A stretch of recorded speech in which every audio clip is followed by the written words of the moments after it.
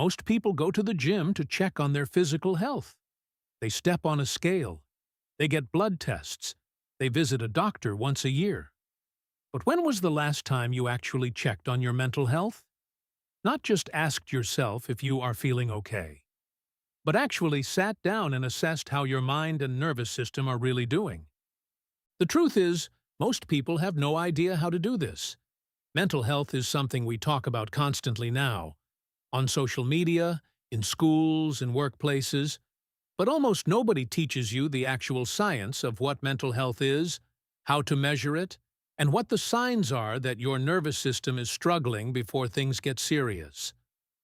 In this video, we are going to change that. You are going to learn exactly what mental health means from a neuroscience perspective, the key areas of your mental health you need to be monitoring, the science-based signs that something is off in your brain and nervous system, and simple tools you can use to assess your own mental health starting today. This is not therapy. This is not diagnosis. This is science-based self-awareness. Welcome to NeuroWise. Let us start with the most important question. What actually is mental health? Because most people define it wrong, and that wrong definition is exactly why they never take it seriously until something breaks down. Mental health is not simply the absence of mental illness. Most people think if they are not depressed or anxious or having a breakdown, then they must be mentally healthy. But that is like saying you are physically healthy just because you are not in hospital right now. You could be sedentary, eating badly, sleeping poorly, and slowly getting sicker without any obvious crisis. Mental health works exactly the same way. The World Health Organization defines mental health as a state of well-being in which a person realizes their own abilities, can cope with the normal stresses of life, can work productively, and is able to contribute to their community. That definition is important because it tells you that mental health is not just about surviving. It is about genuinely functioning well. From a neuroscience perspective, mental health is really about how well your nervous system is regulating itself. Your brain and body are in constant communication. Your nervous system is constantly monitoring your environment, your relationships, your stress levels, and your internal states. When your nervous system is healthy and well-regulated, you feel stable, resilient, curious, and connected. When it is dysregulated, even without a clinical diagnosis, you feel flat, overwhelmed, disconnected, or chronically exhausted. Understanding mental health this way, as a state of nervous system regulation rather than simply the absence of illness, is one of the most important shifts you can make. Because it means mental health is not binary. It is not healthy or sick. It is a spectrum that you move along every single day based on your sleep, your stress, your relationships, your habits, and your biology. Now let us talk about the main areas of mental health you need to be monitoring. Think of these as the 6 pillars of your mental health. Each one tells you something important about how your brain and nervous system are functioning. The first pillar is emotional regulation. This is your ability to experience emotions without being completely overwhelmed by them. Healthy emotional regulation does not mean you never feel sad, angry, anxious, or frustrated. It means you can feel those emotions, process them, and return to a stable baseline without getting stuck. When emotional regulation is poor, small things feel catastrophic. You find yourself reacting instead of responding. Your emotions feel like they are running you rather than the other way around. Neuroscience tells us that emotional regulation is primarily controlled by the relationship between 2 brain regions, the amygdala and the prefrontal cortex. The amygdala is your brain's alarm system. It fires when it detects threat, stress, or strong emotion. The prefrontal cortex is your brain's rational manager. It evaluates, plans, and regulates the amygdala's responses. When this relationship is healthy, your prefrontal cortex can calm your amygdala when needed. When it is not, Due to chronic stress, poor sleep, or trauma, your amygdala runs unchecked, and you feel constantly reactive and overwhelmed. The second pillar is cognitive function. This refers to how well your brain is processing information. Your memory, focus, decision-making, and mental clarity. Healthy cognitive function means you can concentrate on tasks, remember things reasonably well, think through problems clearly, and make decisions without feeling paralyzed. When cognitive function is declining, you notice brain fog, forgetfulness, difficulty concentrating, and a feeling that your thinking is slower or cloudier than usual. The third pillar is sleep quality. Sleep is not just rest. Sleep is when your brain does its most important maintenance work. During sleep, your brain clears toxic waste products through a system called the glymphatic system. It consolidates memories, repairs neural connections, and resets your emotional regulation systems for the next day. Poor sleep quality is both a symptom and a cause of poor mental health. If your sleep is consistently disturbed, your entire mental health system suffers. The fourth pillar is social connection. Humans are deeply social animals whose nervous systems are literally wired for connection. The neuroscientist John Cacioppo spent decades researching loneliness and found that chronic loneliness activates the same threat response in the brain as physical pain. Genuine social connection, feeling truly seen and understood by other people, releases oxytocin and serotonin, which directly support emotional regulation and resilience. Your quality of social connection is one of the most important indicators of your overall mental health. The fifth pillar is stress response and recovery. Stress itself is not the enemy. Your nervous system is designed to handle stress. The problem is chronic, unrelenting stress with no recovery. Your autonomic nervous system has two branches: the sympathetic nervous system, which activates your stress response, and the parasympathetic nervous system, which handles rest, recovery, and calm. Mental health requires balance between these two systems.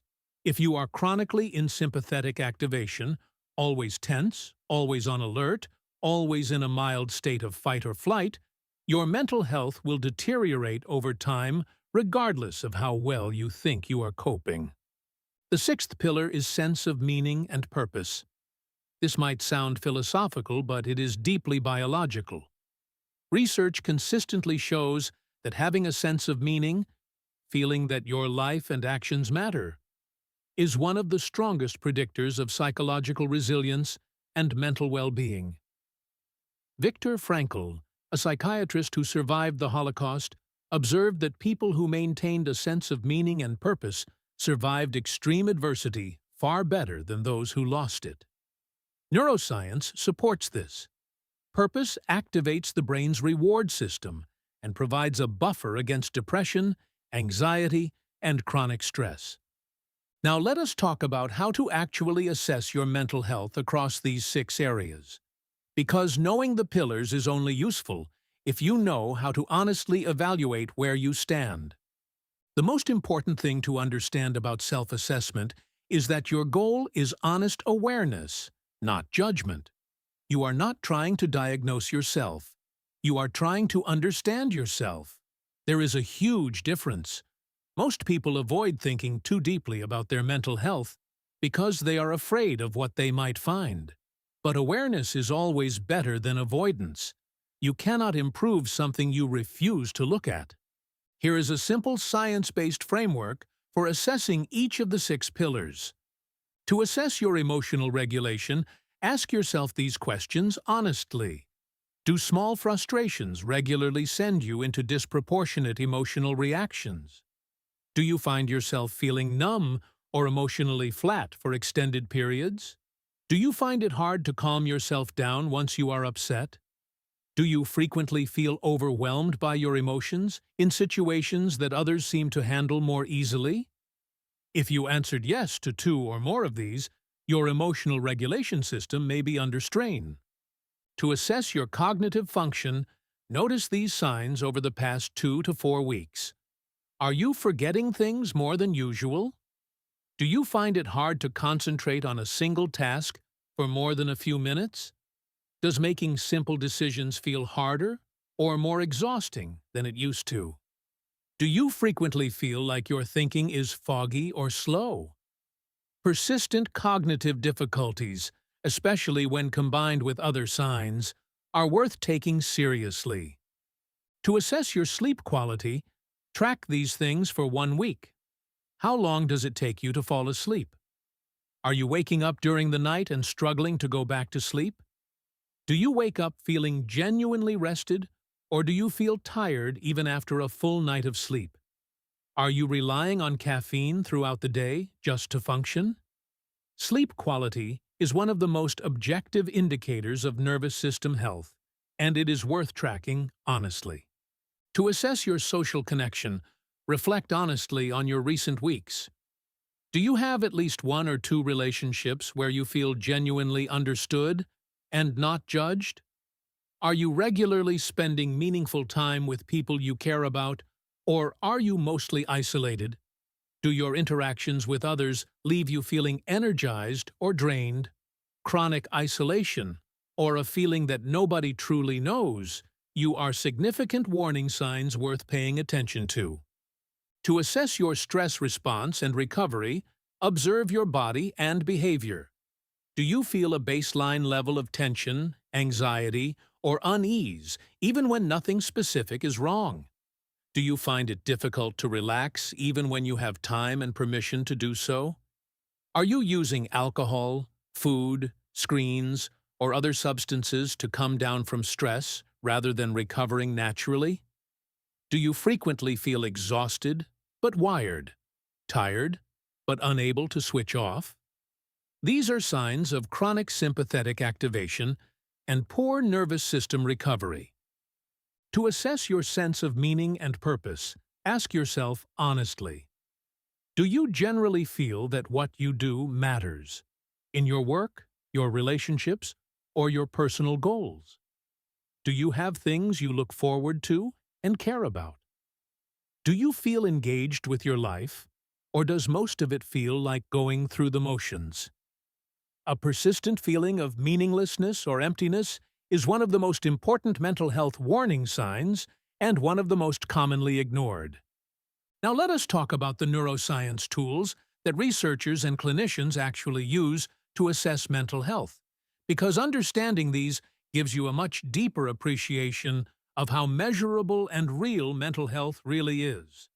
The first tool is heart rate variability measurement. Heart rate variability, or HRV, is the variation in time between each of your heartbeats. A healthy nervous system does not beat at perfectly regular intervals. It varies slightly with each beat. Higher heart rate variability is consistently associated with better emotional regulation, greater resilience to stress, and better overall mental health. Low heart rate variability is associated with anxiety, depression, and chronic stress. You can now measure your HRV using consumer wearables like a Garmin watch, Whoop band, or even some smartphone apps. Tracking your HRV over time gives you an objective window into your nervous system's state of regulation. The second tool is sleep tracking. As we discussed, sleep quality is one of the most reliable indicators of mental health.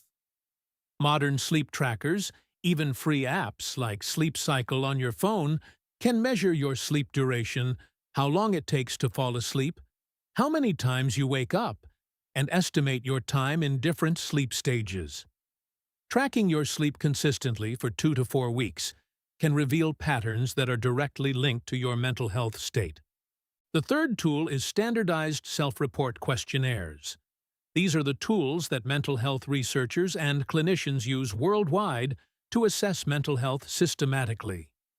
Some of the most well-validated include the PHQ-9 for depression, the GAD-7 for anxiety, and the PSS, or Perceived Stress Scale, for chronic stress. These are all freely available online. They are not diagnostic tools. meaning they cannot tell you whether you have a clinical condition, but they give you a structured, evidence-based way to assess your current mental state and track changes over time. The fourth tool is behavioral observation. One of the most reliable ways to assess your mental health is to honestly observe your own behavior over time. Behavior is the external expression of your internal mental state. Changes in how you are eating, either overeating or losing appetite. Changes in how much you are sleeping, too much or too little. Withdrawal from social activities you used to enjoy. Loss of interest in hobbies and things that used to matter to you. Increased use of alcohol, substances, or compulsive behaviors. These behavioral changes are your nervous system communicating something important. Learning to read them rather than dismiss them is a crucial mental health skill. Now let us talk about the most important protocols for maintaining and improving your mental health based on what current neuroscience tells us actually works. The first protocol is daily nervous system regulation practice. Your nervous system needs regular intentional periods of calm to counterbalance the stress of daily life. The single most evidence-based tool for shifting your nervous system from sympathetic activation to parasympathetic calm is controlled breathing. Specifically, slow extended exhales activate the vagus nerve, the main nerve of the parasympathetic system, and directly signal your brain that it is safe to relax.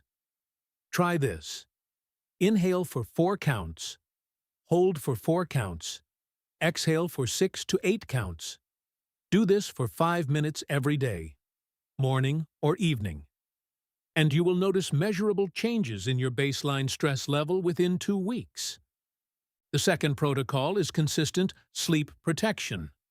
Given that sleep is both a cause and a consequence of mental health, protecting your sleep is one of the highest leverage things you can do.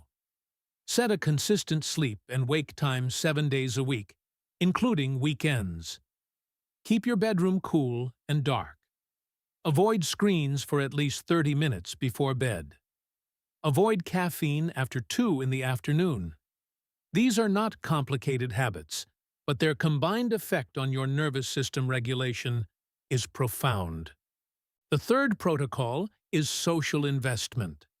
Given what we know about the neuroscience of loneliness and connection, deliberately investing in your relationships is a mental health protocol, not just a nice thing to do.